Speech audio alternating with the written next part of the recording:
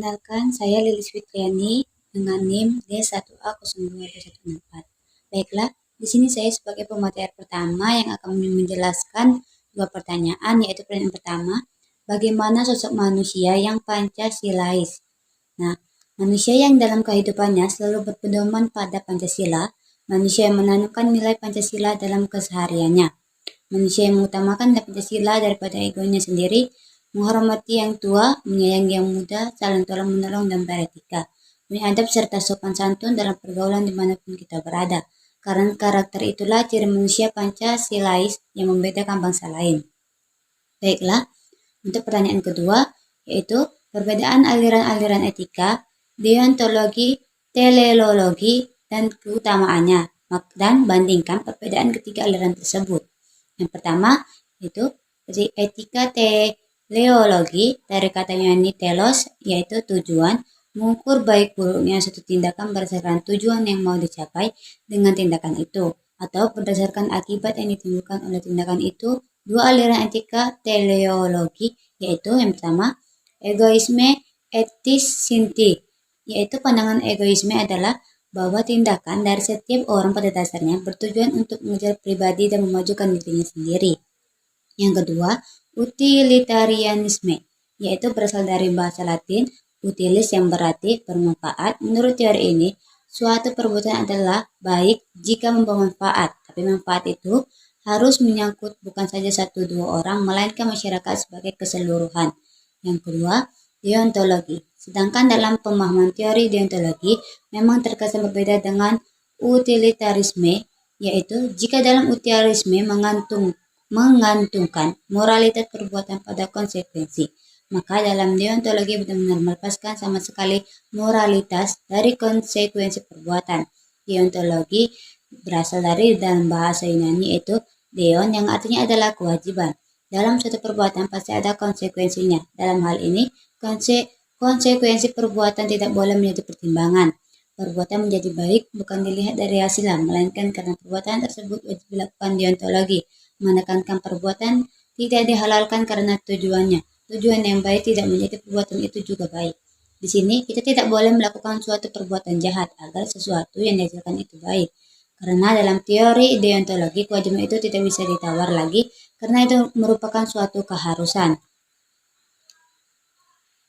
C. Teori keutamaan adalah disposisi watak yang telah diperoleh seseorang dan memungkinkan dia untuk bertingkah laku baik secara moral. Contohnya, kebijaksanaan, misalnya merupakan suatu keutamaan yang membuat seseorang mengambil keputusan tepat dalam setiap situasi. Keadilan adalah keutamaan lain yang membuat seseorang selalu memberikan kepada sesama apa yang menjadi haknya. Yang kedua, suka bekerja keras, yaitu keutamaan yang membuat seseorang mengatasi kecenderungan spontan untuk bermalas-malasan. Ada banyak keutamaan semacam ini. Seseorang adalah orang yang baik jika memiliki keutamaan. Baiklah, hanya itu yang bisa saya perjelaskan. Sekian dari saya, terima kasih. Halo, dengan saya Rahmatillahi Fatuna dengan ID 1A022178. Pemateri kedua akan menjelaskan tentang sistem etika Pancasila. Sistem etika Pancasila. Jadi, Pancasila itu merupakan ideologi dan pandangan hidup bagi negara Indonesia dan juga merupakan sistem etika. Mengapa disebut demikian? Karena dalam ideologi tersebut terdapat pandangan kebaikan keburukannya dan nilai-nilai tersebut diikuti oleh lima sila. Yang pertama, sila ketuhanan. Kita memiliki kepercayaan menurut agama dan masing-masing. Jadi kita harus mengikuti aturan yang telah ada di sana, dan itu mutlak. Yang kedua adalah kemanusiaan. Kita harus berbuat baik sesuai dengan nilai-nilai kemanusiaan yang menghasilkan nilai kesusilaan. Yang ketiga, kita adalah nilai persatuan. Kita harus melakukan perilaku yang baik untuk keberlangsungan persatuan dan kesatuan negara Republik Indonesia. Yang keempat adalah nilai kerakyatan. Kita itu harus berbuat baik dan merakyat. Yang kelima adalah keadilan. Kita harus berbuat baik sesuai dengan konsep keadilan yang ada, atau juga perbuatan baik yang sesuai dengan prinsipnya, baik itu sesama teman, sesama derajatnya, sesama apapun itu. Oke. Baiklah, saya akan menjelaskan tentang etika Pancasila dalam kehidupan bermasyarakat dan berbangsa di Indonesia. Pancasila sebagai sistem etika adalah untuk mengembangkan moralitas agar kita bisa bersikap baik dalam kehidupan bermasyarakat. Dan juga Pancasila itu merupakan filsafat yang dijabarkan dari 5 sila tersebut. Oleh karena itu, dalam etika Pancasila terkandung 5 nilai ketuhanan, kemanusiaan, persatuan, kerakyatan, dan keadilan sosial. Dan juga perwujudan Pancasila dalam konteks sebagai etika adalah Pancasila menyajikan nilai sebagai landasan etika berkehidupan. Sebagai contoh sila ketuhanan mengandung moralitas, ritual, dan lain sebagainya. Jadi intinya tentang etika Pancasila, kita masyarakat Indonesia memandang Pancasila sebagai ideologi dan pandangan hidup, dan juga kita berpedoman terhadap Pancasila tersebut.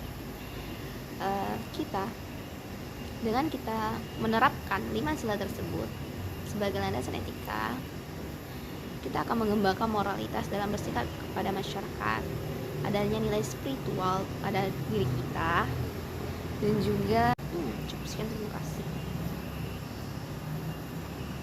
Dan juga untuk sebagai mengatur perilaku kita dalam sehari-hari, baik dalam kehidupan bermasyarakat, bernegara, dan lain sebagainya. Sekian, terima kasih. Baiklah, akan dilanjutkan lagi oleh pemateri ketiga kita. Assalamualaikum warahmatullahi wabarakatuh. Perkenalkan, saya Karamana Putri dengan NIM D1A0222173. Saya dari kelompok 10. Di sini saya akan menjawab pertanyaan yang kelima, 7, dan 8. Pertanyaan kelima, diskusikan dalam kelompok Anda berbagai contoh yang terkait dengan pemberian hadiah yang tulus dan hadiah yang mengandung unsur gratifikasi, sehingga Anda dapat membedakan antara suatu pemberian itu dikatakan suap atau hadiah, atau pemberian yang tulus atau pemberian tanpa pamrih. Kemudian buat laporan dan hasil diskusi tersebut. Jawabannya, kalau pemberian hadiah yang tulus berupa hadiah diberikan untuk orang yang kita inginkan dengan ikhlas. Contohnya, memberi hadiah kepada teman dengan tulus. Kemudian, jika pemberian tanpa pamrih berupa memberi hadiah kepada orang yang kita tuju tanpa mengharapkan balasan. Contohnya, sedekah. Kemudian, kalau pemberian hadiah yang berupa suap, orang yang melanggar hukum yang berlaku memberikan banyak uang, atau istilah suap atau menyogok orang yang cukup hebat di bidang pemerintah untuk kepentingan atau keuntungan sendiri. Contohnya, menyuap hakim dengan memberi uang agar kasusnya ditutup. Selanjutnya, pertanyaan ke-6. Anda dipersilakan untuk menggali sumber historis Pancasila sebagai sumber etika pada zaman Orde Lama, Orde Baru, dan era Reformasi. Membandingkan dan menunjukkan kekhasan yang terdapat pada masing-masing zaman. Menunjukkan dalam berbagai contoh bentuk pelanggaran etis yang dilakukan pada masing-masing zaman. Kemudian mendiskusikan dalam kelompok Anda dan melaporkan secara tertulis. Pertama, pada zaman Orde Lama, pemilu diselenggarakan dengan semangat demokrasi yang diikuti banyak partai politik. Tetapi dimenangkan 4 partai politik, yaitu Partai Nasional Indonesia, Partai Muslim Indonesia, Partai Nahdlatul Ulama, dan Partai Komunis Indonesia. Tidak dapat dikatakan bahwa pemerintah di zaman Orde Lama mengikuti sistem etika Pancasila. Bahkan ada tudingan dari pihak Orde Baru bahwa pemilihan umum pada zaman Orde Lama dianggap terlalu liberal karena pemerintah Soekarno menganut sistem demokrasi terpimpin atau yang cenderung otoriter. Kedua, pada zaman Orde Baru, sistem etika Pancasila diletakkan dalam bentuk penataran P4. Pada zaman Orde Baru itu, pula muncul konsep manusia Indonesia seutuhnya sebagai cerminan manusia yang berperilaku dan berakhlak mulia. Sesuai dengan nilai-nilai Pancasila, manusia Indonesia seutuhnya dalam pandangan Orde Baru artinya manusia sebagai makhluk ciptaan yang secara kodrati bersifat monodualistik, yaitu makhluk rohani sekaligus makhluk jasmani dan makhluk individu sekaligus makhluk sosial. Manusia sebagai makhluk pribadi memiliki emosi yang memiliki pengertian, kasih sayang, harga diri, pengakuan, dan tanggapan emosional dari manusia lain dalam kebersamaan hidup. Manusia sebagai makhluk sosial memiliki tuntutan kebutuhan yang makin maju dan sejahtera. Tuntutan tersebut hanya dapat terpenuhi melalui kerjasama dengan orang lain, baik langsung maupun tidak langsung. Oleh karena itu, sifat kodrat manusia sebagai makhluk individual dan sosial harus dikembangkan secara selaras, serasi, dan seimbang. Manusia Indonesia seutuhnya adalah makhluk monoplurasi yang terdiri atas susunan kodrat, yaitu jiwa dan raga, kedudukan kodrat, makhluk Tuhan, dan makhluk berdiri sendiri, sifat kodrat, makhluk sosial, dan makhluk individual. Keenam unsur manusia tersebut saling melengkapi satu sama lain dan merupakan kesatuan yang bulat. Manusia menjadi pusat persoalan pokok dan perilaku utama dalam budaya Pancasila. Menurut Noto Nagoro dalam ASDI 2003 ayat 17-18. Ketika sistem etika Pancasila pada era reformasi tenggelam dalam euforia demokrasi. Namun, seiring dengan perjalanan waktu, disadari bahwa demokrasi tanpa dilandasi sistem etika politik akan menjurus pada penyalahgunaan kekuasaan serta Machiavellisme atau menghalalkan segala cara untuk mencapai tujuannya. Sofyan Effendi sebagai paradigma ilmu pengetahuan dan pembangunan nasional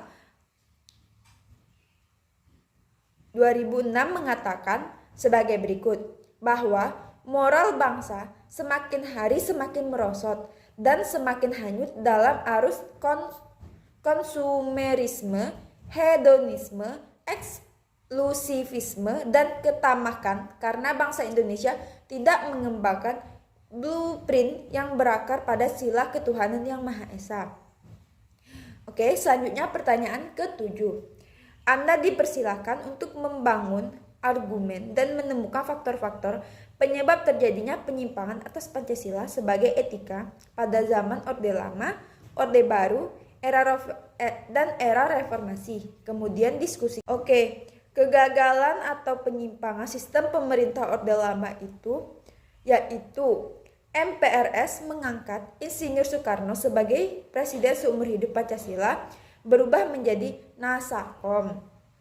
Yang kedua, penyimpangan ideologis konsepsis atau nasionalis agama komunis. Yang ketiga, kaburnya politik luar negeri yang bebas aktif menjadi politik poros-porosan atau mengakibatkan Indonesia keluar dan DPR hasil pemilu 1955 dibubarkan presiden.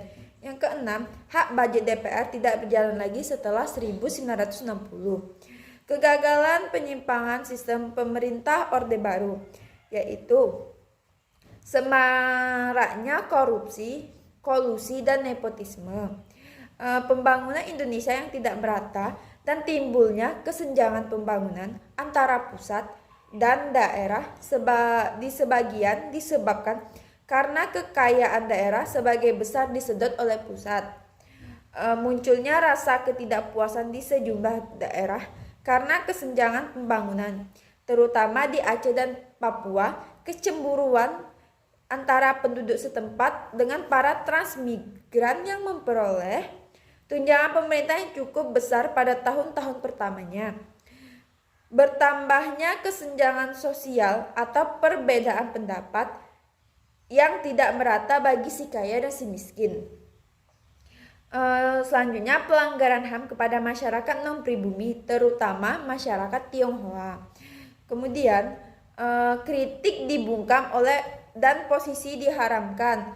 Kebebasan pers sangat terbatas, diwarnai oleh banyak koran dan majalah yang dibredel. Penggunaan kekerasan untuk menciptakan keamanan antara lain dengan program penembakan misterius. Tidak ada rencana suksesi atau penurunan kekuasaan ke pemerintah atau presiden selanjutnya.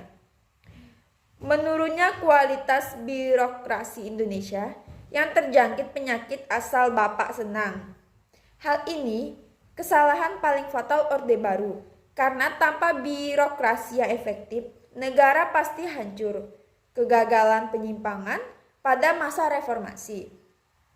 Belum terlaksananya kebijakan pemerintah Habibie karena pembuatan perudang.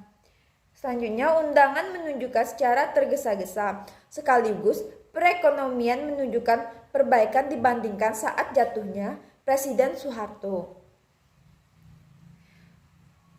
Kasus pembubaran Departemen Sosial dan Departemen Penerangan pada masa pemerintahan Abdurrahman Wahid menciptakan persoalan baru bagi rakyat banyak karena tidak dipikirkan penggantinya. Ada perseteruan antara DPR dan Presiden Abdurrahman Wahid yang berlanjut dengan memorandum dan 1 dan 2 berkaitan dengan kasus Brunei Gate dan Bulog Gate. Kemudian MPR memberhentikan presiden karena dianggap melanggar haluan negara. Baik pada masa pemerintah Abdurrahman Wahid maupun Megawati, belum terselesaikan masalah konflik Aceh, Maluku, Papua, Kalimantan Tengah, dan ancaman disintegrasi lainnya. Belum maksimalnya penyelesaian masalah pemberantasan KKN, kasus-kasus pelanggaran HAM atau terorisme, reformasi, birokrasi, pengangguran, pemulihan, investasi, kredibilitas aparatur negara, utang domestik, kesehatan dan pendidikan, serta kerukunan agama.